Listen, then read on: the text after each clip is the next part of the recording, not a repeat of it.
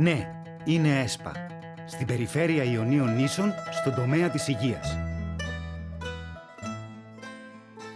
Οι κάτοικοι και οι επισκέπτες της Λευκάδας απολαμβάνουν σύγχρονες υποδομές και υπηρεσίες υγείας στο νέο νοσοκομείο 123 κλινών με τον σύγχρονο ιατρικό και τεχνολογικό εξοπλισμό του.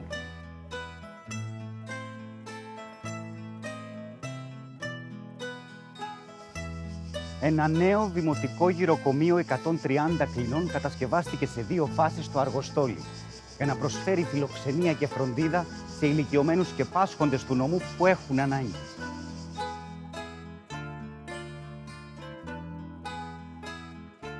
Κατάλληλα εξοπλισμένα σκάφη με ειδικά διαμορφωμένο θάλαμο ασθενών προστίθενται στο λιμενικό σώμα.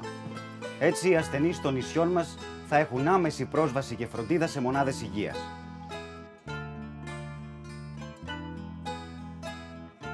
Το νοσοκομείο της Κέρκυρας εξοπλίζεται με έναν υπερσύγχρονο αξονικό τομογράφο 64 τομών, που εξασφαλίζει ταχύτητα και ακρίβεια στις εξετάσεις των ασθενών. Ναι, είναι ΕΣΠΑ και στην υγεία. ΕΣΠΑ, με τη συγχρηματοδότηση της Ελλάδας και της Ευρωπαϊκής Ένωσης.